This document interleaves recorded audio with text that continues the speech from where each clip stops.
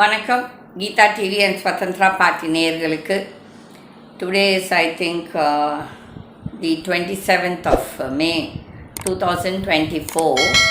இந்த தமிழ்நாட்டை பொறுத்தவரையிலும் இப்போ இன்றைக்கு காலையில் நான் ஒரு சில விவசாய குடும்பங்கள் எனக்கு தெரிந்தவர்களுடன் பேசி கொண்டிருக்கும்போது ஒருத்தர் சொன்னார், இந்த நொய்யல் ஆற்றில் இருக்கும் விவசாயிகள் எவ்வளோ கஷ்டப்படுறாங்க, யாரால என்றால் இந்த பேங்கிங் லாஸ், இந்த சர்ஃபாசின்னு சொல்கிற ஒரு கொடூர லா.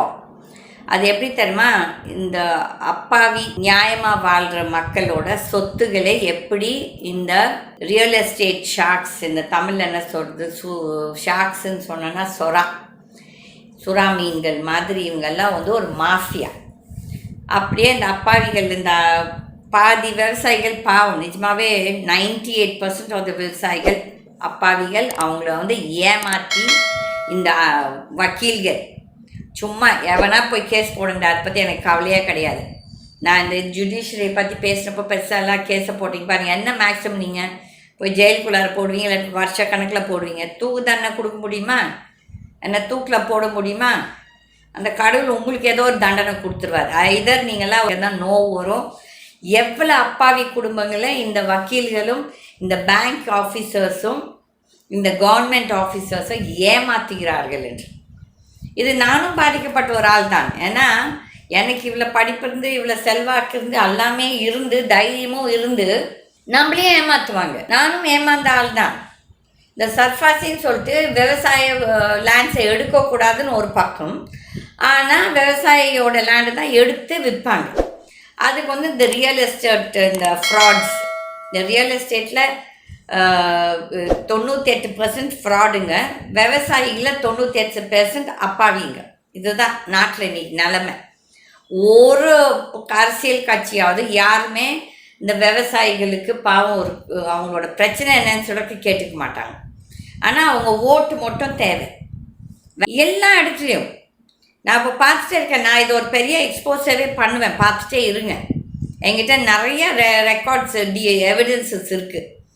எப்படி இந்த சேர்மன்ஸு, இந்த ஜெனரல் மேனேஜர்ஸு, இந்த லோக்கல் பேங்க் மேனேஜர்ஸு எவ்வளோ பேர் எவ்வளோ அப்பாவிங்களோட சொத்துக்களை கொள்ளை அடித்து அவங்க லோன் கட்டுறேன்னு வரும்போது அவங்களோட பணத்தை வாங்க மாட்டாங்க. அதுக்கப்புறம் அந்த பணத்தை எங்கன்னா இன்னொரு அக்கௌண்ட்டில் எனக்கே ஆச்சு. என்னோடய அக்கௌண்ட்டில் ஐஓபியில் ஒரு 100 கோடி சொத்தை ஆட்டையை போட பார்த்தாங்க.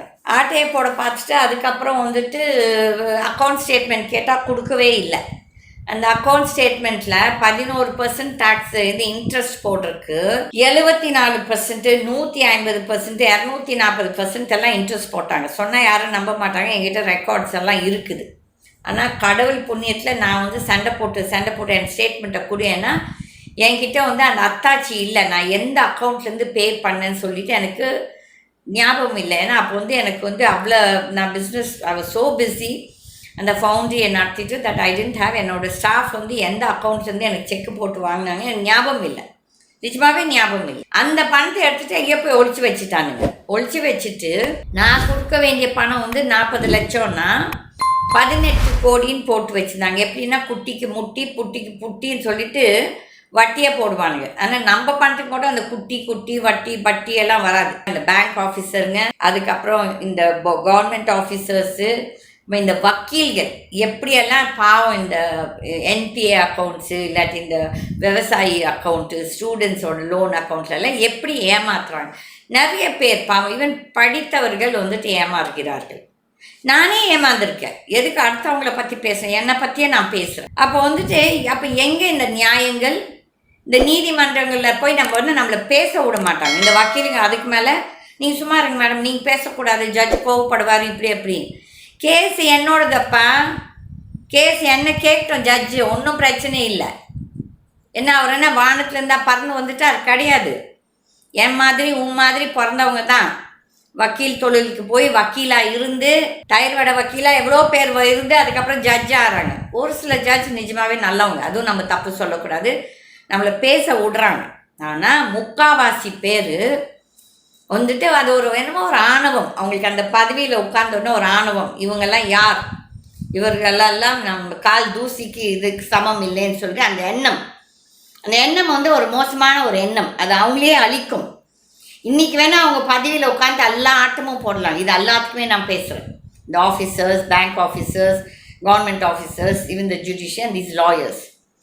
எப்படி பாவம் ஏழை விவசாயிகள் எவ்வளோ பேர் அவங்களோட வீடு வாசல் தோட்டம் எல்லாத்தையும் விற்று விற்று விற்று ரோட்டுக்கு வந்து பாவம். அந்த விவசாயியோட வயிற்ற கொட்டிட்டீங்கன்னா எரிச்சல், இந்த நாடு உருப்படாது.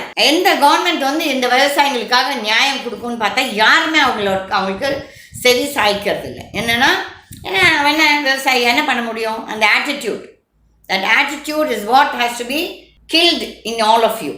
உங்களுக்கெல்லாம் திமிர் எடுத்து நீங்களாம் நிறைய பேர் மக்களை ஏமாற்றி கொண்டு இருக்கிறீர்கள். இந்த மாற்றம் எப்போ வரும்னா நான் எதிர்பார்க்குறேன். இந்த மோடி கவர்மெண்ட் நிஜமாவே போகணும்.